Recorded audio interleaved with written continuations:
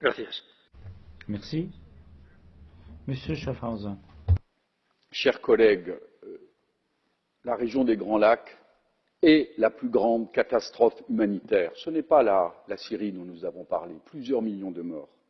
C'est un pays que je connais bien comme président de l'Institut européen de coopération. J'ai l'ONG la plus importante, je présidais la ONG la plus importante, et j'ai été placé auprès du vice-président Zaidine Goma, aujourd'hui décédé, un ami qui a combattu pour la transition démocratique et qui représentait l'opposition démocratique lors de la transition démocratique en 2004. Il a donné la vie pour son pays. Donc parlons de démocratie. Je voudrais vous rappeler une histoire que je connais bien, dont j'ai été moi-même acteur. En République démocratique du Congo, l'opération dite des rebelles masquait une invasion organisée par les États-Unis qui utilisait Laurent Désiré Kabila. Pendant qu'il avançait, les envoyés de Clinton signaient des contrats sur les mines, comme les hommes de Biden actuellement en Ukraine. Parlons de démocratie.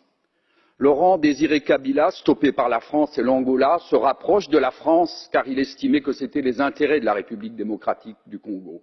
Vous, les Belges, et je peux donner des précisions si c'est nécessaire, avec l'autorisation des Américains, vous décidèrent de l'assassiner.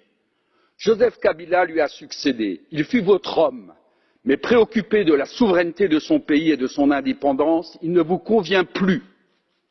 La RDC a besoin de stabilité et non de votre interventionnisme orienté selon des intérêts variables.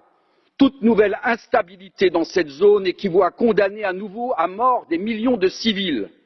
C'est toute l'Afrique subsaharienne qui s'enfoncera dans le chaos si cette région tombe à nouveau dans le chaos.